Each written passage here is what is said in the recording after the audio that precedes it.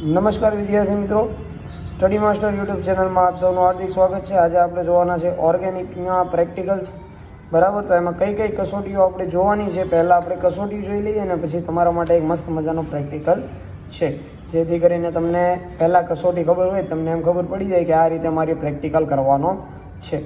તો પહેલાં આપણે જોવાની છે અસંતૃપ્તતાની કસોટી, પછી છે આલ્કોહોલિક સમૂહની કસોટી, ત્યારબાદ છે ફિનોલિક સમૂહની કસોટી, ત્યારબાદ આપણને આપેલી છે કાર્બોનિલ સમૂહની કસોટી, આલ્ડીહાઇડની, કાર્બોક્સિલ અને એમિનો એસિડની કસોટી આપણે જોવાની છે।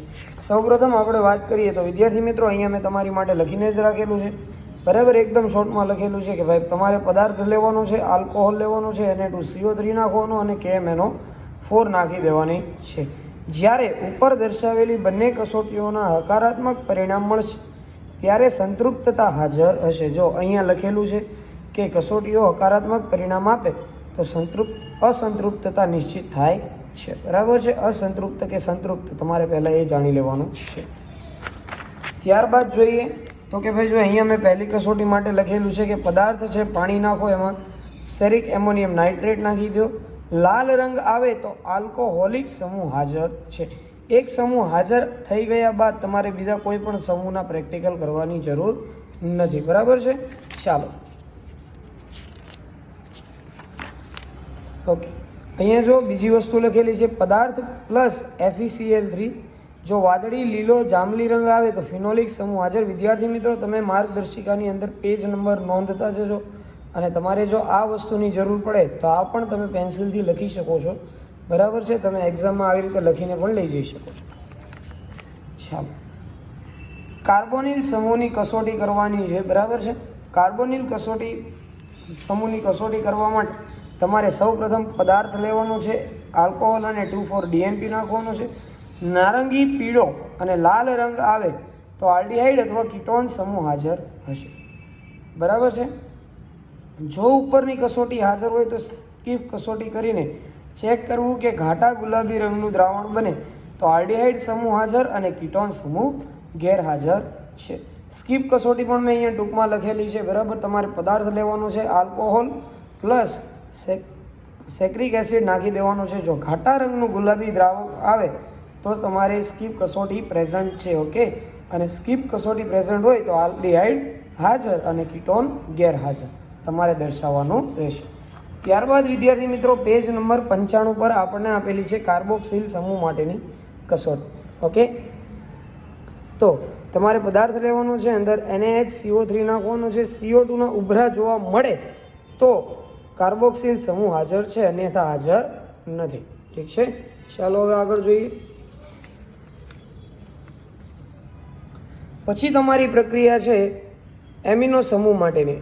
એમાં તમારે લેવાનું છે પદાર્થ પ્લસ મંદ HCl। પદાર્થ જો સંપૂર્ણ દ્રવ્ય અથવા તો સંપૂર્ણ મિશ્ર થઈ જાય તો તમારા એમિનો સમૂહ હાજર છે એમ કહેવામાં આવશે, ઓકે વિદ્યાર્થી મિત્રો। ચાલો, તો હવે આપણે ધ્યાન રાખવાનું છે કે પ્રેક્ટિકલ કઈ રીતે કરવાનો, આ બધી બાબતોનું તમારે ખાસ ધ્યાન રાખવાનું છે। તમારે નોંધ કરવી હોય તો સ્ક્રીનશોટ પાડી શકો છો અને તમારી માર્ગદર્શિકાની અંદર પણ લઈ જઈ શકો છો લખીને। પેન્સિલથી લખવું, પેનથી લખવાનું નથી, ઓકે। ચાલો, તો હવે આપણે પાછા મળીએ આપણા પ્રેક્ટિકલની અંદર। નમસ્કાર વિદ્યાર્થી મિત્રો, આપ સૌનું સ્વાગત છે ફરીવાર આપણી પોતાની યુટ્યુબ ચેનલ સ્ટડી માસ્ટરની અંદર। વિદ્યાર્થી મિત્રો, આજે આપણે કરવાના છે મસ્ત મજાનો ઓર્ગેનિકનો પ્રેક્ટિકલ। વિદ્યાર્થી મિત્રો, આજનું જે આપણું સબસ્ટન્સ છે એ તમને અત્યારે કહી દઉં છું, બરાબર છે। સબસ્ટન્સનું નામ છે બેન્ઝાલ્ડીહાઇડ। બેન્ઝાલ્ડીહાઇડ જે સબસ્ટન્સ છે એમાં તમને ખબર પડી જ જાય નામ પરથી કે ભાઈ એક આલ્ડીહાઇડ સમૂહ હાજર હશે, પરંતુ આપણે કસોટી કરવાની છે, બરાબર। બેન્ઝાલ્ડીહાઇડ અથવા તો કોઈ પણ ઓર્ગેનિક સબસ્ટન્સ તમને આપે તો ખાસ વસ્તુની એ ધ્યાન રાખવાની છે કે તમારે સબસ્ટન્સને ઢાંકીને રાખવાનું છે, કારણ કે ઓર્ગેનિક સબસ્ટન્સને જો તમે વધારે પડતા હવામાં ખુલ્લા રાખશો તો તે હવામાં ઉડી જશે, ઓકે। તો તમારે એ બાબતનું ખાસ ધ્યાન રાખવાનું છે। વિદ્યાર્થી મિત્રો, સૌપ્રથમ આપણે કરવાની છે કઈ કસોટી? સંતૃપ્તતા અને અસંતૃપ્તતાની કસોટી। સંતૃપ્ત અને અસંતૃપ્ત દ્રાવણ કોને કહેવામાં આવે છે? આપણે એમાં સંયોજનોના વન શોટની અંદર કહેવામાં આવેલું છે, તો તમને ન ખબર હોય તો તમે ત્યાં જઈ શકો છો, ઓકે। ચાલો, તો સૌપ્રથમ તમારે સબસ્ટન્સ લેવાનો છે। આગળ આપણે જણાવેલું જ હતું કે ભાઈ તમારે કઈ રીતે લખવાનું છે, બરાબર છે, એ બધી વસ્તુ આપણે જણાવેલી છે। બરાબર. એ બધી વસ્તુ તમારે પેન્સિલથી લખીને જવાની, એટલે તમારે પ્રેક્ટિકલ કરવામાં એકદમ સરળતા રહેશે. તો સૌપ્રથમ આપણે સબસ્ટન્સ લઈ લેવાનો છે. સબસ્ટન્સની અંદર આલ્કોહોલ નાખી દેવાનો છે. અહીંયા મારી પાસે આલ્કોહોલ છે, બરાબર.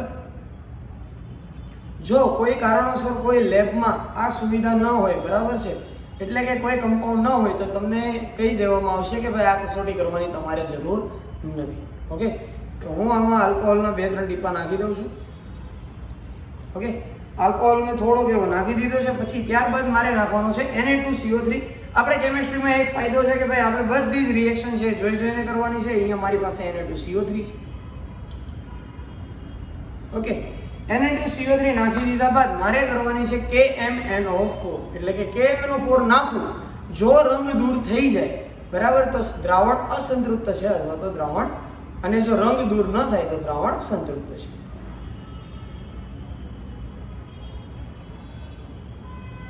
ઓકે, તમે અહીંયા જોઈ શકો છો કે KMnO4 નો રંગ દૂર થતો નથી, એટલે કે દ્રાવણ કેવું છે? સંતૃપ્ત છે. બરાબર. આ કસોટી તમારા એ માર્ગદર્શિકાની અંદર પેજ નંબર 87 પર છે અને નામ છે બેયર કસોટી. ઓકે, તો સૌપ્રથમ તમારે સંતૃપ્તતા અને અસંતૃપ્તતાની કસોટી કરવાની છે. અને કસોટી થઈ જાય એટલે ખાસ બાબત ધ્યાન રાખવાની છે કે શું તમારે ટેસ્ટ ટ્યુબ છે મસ્ત મજાની ધોઈ નાખવાની છે. ઓકે, ચાલો.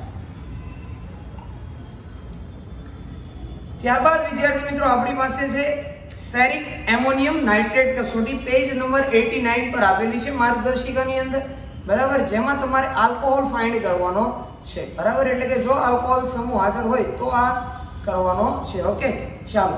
તેમાં તમારે શું કરવાનું છે? પદાર્થ, પાણી અને સેરિક એમોનિયમ નાઇટ્રેટ નાખી દેવાનો છે.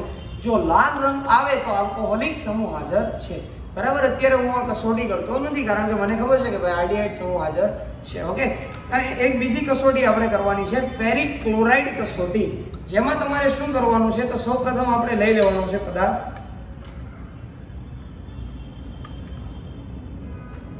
ઓકે, આપણે પદાર્થ લઈ લેવાનો છે.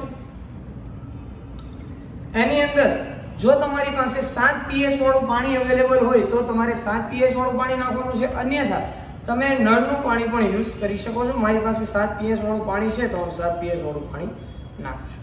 ઓકે, ત્યારબાદ આપણે નાખી દેવાનું છે FeCl3. વિદ્યાર્થી મિત્રો, અહીંયા મેં FeCl3 બનાવીને જ રાખેલું છે. જો ન હોય તો તમારી જે લેબ છે ત્યાં પાવડર ફોર્મમાં FeCl3 હશે. પાવડર ફોર્મ તમારે લેવાનો અને સીધું નળનું પાણી તમે એડ કરીને FeCl3 નું પાણી બનાવી શકો છો. ઓકે, ચાલો. તો FeCl3 નું દ્રાવણ આપણે નાખવાનું છે. જો વિદ્યાર્થી મિત્રો, વાદળી, લીલો, જાંબલી અથવા લાલ આમાંનો કોઈ રંગ હોય તો ફિનોલિક સમૂહ હાજર છે. આમાંનો કોઈ પણ રંગ આપણને જોવા મળતો નથી, એટલે કે ફિનોલિક સમૂહ કેવો છે ભાઈ? ગેરહાજર છે. ઓકે, ચાલો.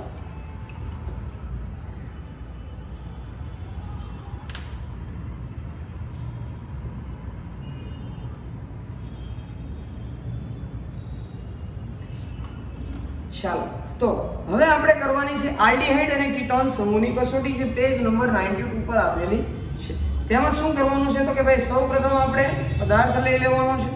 ત્યારબાદ એમાં આલ્કોહોલ અને 2,4-DNP નાખી દેવાનું છે. ઓકે, ચાલો. આ થોડી કસનળી. ઓકે, આ રેડી છે. ચાલો, શું કરવાનું છે ભાઈ? પદાર્થ લઈ લેવાનો છે. અને હા, બેન્ઝાલ્ડીહાઇડ આપેલા હોય, તમને ખબર ન પડે કે ભાઈ કયો આપેલો, થોડી વાર ખુલ્લું રાખશો અને જો બેન્ઝાલ્ડીહાઇડ આપેલો હોય તો એ સબસ્ટન્સ છે ક્રિસ્ટલમાં રૂપાંતરિત થવા મળશે. આ એક વાતનું ખાસ ધ્યાન રાખો. ઓકે, ચાલો. તો મારી પાસે સબસ્ટન્સ આવી ગયો છે. હવે હું એની અંદર આલ્કોહોલ નાખું છું.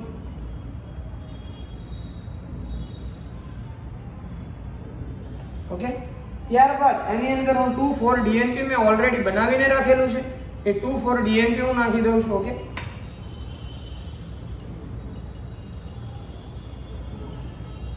થોડું વધારે નખાઈ ગયું છે.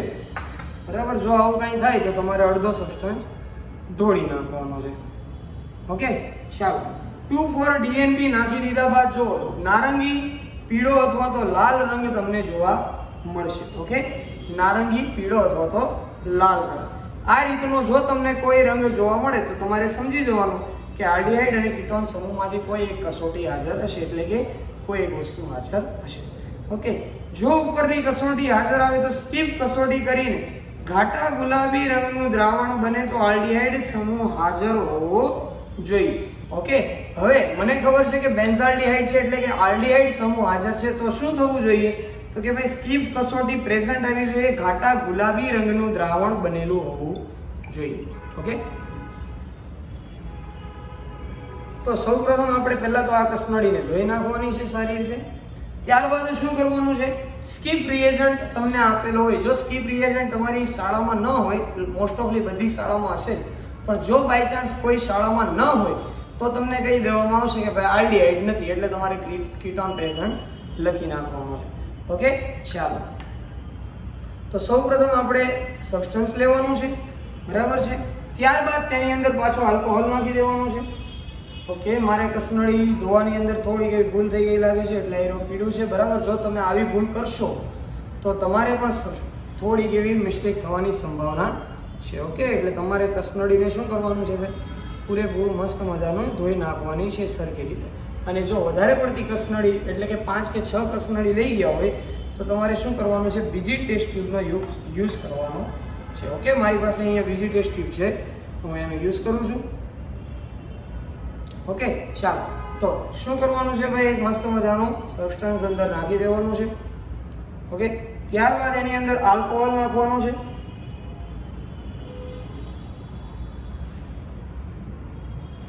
અને ત્યારબાદ એની અંદર સ્કીપ પ્રક્રિયક નાખી દેવાનો છે. ઓકે, આપણી પાસે અહીંયા સ્કીપ રિએજન્ટ છે, આપણે કોઈ પણ સ્કૂલમાં હશે જ, બરાબર છે. તો તમારે ડાયરેક્ટ સ્કીપ પ્રક્રિયક નાખી દેવાનો છે. ઓકે, ચાલો. ઓકે, તો આપણી પાસે સ્કીપ પ્રક્રિયક છે, આપણે સ્કીપ પ્રક્રિયક અંદર નાખી દેવાનો છે. ઓકે,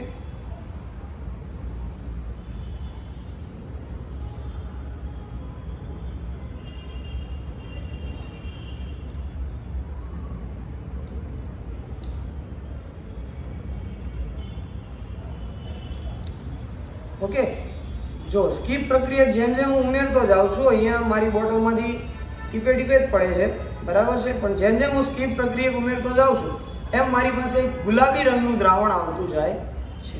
ઓકે, ચાલો.